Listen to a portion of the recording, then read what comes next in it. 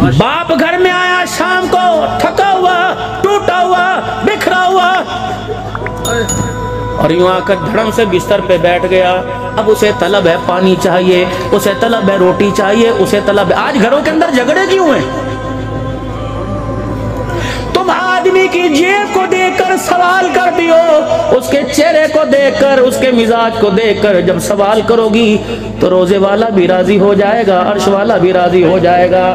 اب یہ مجھے نہیں پتا, جہاں سے لا یہاں تو جھگڑا پیدا ہوگا. مجھے نہیں پتا, اس کو دیکھ, اس کے ابو نے یوں لے لیا, اس کا ابو موٹر سائیکل لے کے آ گیا, اس کے ابو نے یوں کر لیا. مجھے نہیں پتا, جہاں سے لا کے دے. خبردار آ آ آ میں تجھے ازواجی زندگی جینے کا طریقہ بتلا دوں. میری بہن بیٹھ کے سن رہی ہوگی. شوہر جب گھر آئے دروازے پہ استقبال کر, بیٹھنے سے پہلے ہاتھ دلوا کے روٹی دے دے. رب اکبر کی قسم وہ جیب تو کیا سینے سے دل بھی نکال کے تیرے قدموں میں رکھ دے گا. اللہ اکبر. تمہارے سے بھی عرض کرتا ہوں, ترم خان بن کے نہ گھر جایا کرو, ہلاکو چنگیز خان گھر بنا جایا کرو, بلکہ جب گھر میں جاؤ تو مسکرا کے جایا کرو اور زور سے کہا کرو السلام علیکم ورحمۃ اللہ وبرکاتہ. اللہ اکبر. لاؤ بھی لاؤ, بچے کہاں ہیں؟ فلانی بیٹی نظر نہیں آ رہی, فلانا بیٹا نظر نہیں آ رہا, سینے کے ساتھ لگ جا, مجھے ٹھنڈ ڈال دے. کبھی بچی کے سر پہ ہاتھ, کبھی بیٹے کے ماتھے کو چوما. کہاں ہے بھئی تمہاری امی؟ بھوک بڑی لگی تھی, ہوٹلوں پہ کڑھائی نظر آ رہی تھی, کئی مجھے کباب نظر آ رہے تھے. میں نے کہا نہیں نہیں, اپنی بیوی کے ہاتھ کا جا کے کھاؤں گا. اللہ اکبر. جو تیرے ہاتھ کا ذائقہ وہ ہوٹلوں پہ نظر نہیں آتا. میٹھی بات بولو. رب اکبر کی قسم ہے پھر پانی مانگو گے, رب اکبر کی قسم تمہیں گلاس میں پلائے گی اور خود تمہارے جوتے کے اندر پانی پی کے دکھائے گی. اکڑنے سے لکڑی آگ کا ایندھن بنتی ہے. میرے پیاروں, اپنے گھر کے مزاج کو بدلو, اپنے گھر کے پیار کو بدلو. سیدہ عائشہ رضی اللہ تعالی عنہ کا مزاج دیکھ لے. اللہ اکبر. 4 مہینے گھر میں چولہا نہیں جلا, لیکن خدا پاک کی قسم وفاداری اتنی تھی, جس حجرے میں میرے عزیزوں بسیرا کیا قیامت کی صبح تک آج وہیں آرام فرما رہے ہیں. کون؟ اماں خدیجہ الکبریٰ رضی اللہ تعالی عنہ. کون؟ اماں خدیجہ الکبریٰ رضی اللہ تعالی عنہ. کون؟ اماں خدیجہ الکبریٰ رضی اللہ تعالی عنہ. میں نے اس اماں کا نام 3 مرتبہ اس لیے لیا کہ رب نے بھی اس کو سلام کیا, جبرائیل نے بھی اسے سلام کیا ہے. اللہ اکبر. اس کی عمر کتنی ہے؟ 40 سال سے اوپر ہو گئی. 2 گھروں کے اندر تو پہلے ہی دلہن بن کے ڈولی میں بیٹھ کے گئی تھی. تیسرے گھر کو اللہ نے آمنہ کے لال کا گھر منتخب کیا.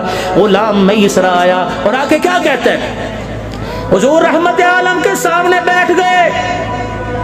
یا رسول اللہ صلی اللہ علیہ وآلہ وسلم, گزارش ہے, خدیجہ کا پیغام ہے, آپ سمجھے سفر تجارت کے لیے تیار کر رہی ہوگی, مال تجارت کے لیے مجھے تیار کر رہی ہوگی. آپ نے فرمایا خدیجہ کا کیا پیغام ہے؟ کہ خدیجہ الکبریٰ نے آپ کے لیے اپنا رشتہ بھیجا ہے, اگر آپ ہاں کر دو خدیجہ تیار ہو کے دلہن بن کے تیرے گھر میں آ جائے گی, بس آپ ہاں کے دو بول دو.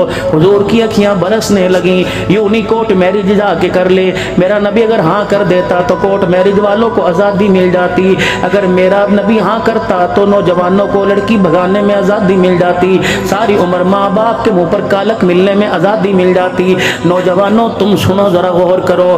ٹھیک ہے, ابا کوئی نہیں, چاچا تو گھر میں موجود ہے, اگر اماں کوئی نہیں تو مامی ماما تو گھر کے اندر موجود ہے, لیکن زمین کے 4 ٹکڑوں کے لیے, جائیداد کے لیے تم نے سب سے دل موڑ کے رکھ لیا, سب سے منہ موڑ لیا, دلوں کو توڑ کے رکھ دیا. حضور کی اکھیاں برسنے لگی. غلام میسرہ کہنے لگا کملی والے, اگر آپ کے دل پہ کوئی بار ہے تو میں معافی مانگتا ہوں. حضور نے فرمایا بار کوئی نہیں. میسرہ تو نے خدیجہ کا رشتہ لے کے آیا, مجھے میری ماں آمنہ یاد آ گئی, مجھے میرا ابا عبداللہ یاد آ گیا. آج محمد دولہا بننے لگا ہے. میری ماں کتنا خوش ہوتی, میرا ابا کتنا خوش ہوتا. آپ نے اپنی چادر مبارک سے اپنی اکھیوں کے آنسوؤں کو صاف کیا. فرمایا وہ میرے چاچے ابو طالب کا گھر ہے, ادھر میرے چاچے امیر حمزہ کا گھر ہے. یہ رشتہ لے کے میرے پاس نہ, میرے چاچے امیر حمزہ کے گھر چلا جا اور کہہ دینا خدیجہ نے تیرے بھتیجے کا رشتہ بھیجا, اگر وہ ہاں کر دے تو میرے پاس آ جانا, میں دولہا بن جاؤں گا.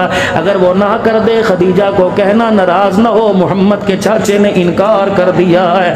پتا تھا آنے والے وقتوں میں بھتیجا گریبان پکڑے گا, ماموں کے سر کے اندر چھتر مارے گا. واہ محمد صلی اللہ تعالی علیہ وآلہ وسلم, تیرے پر اللہ کی کروڑوں رحمت ہے, آپ کے روزہ انور پر قیامت تک خدا کا نور برستا رہے. جو ماں باپ کا مزاج تو کیا، تائے چاچے کے رشتے کی پہچان بھی بتا کے چلا گیا۔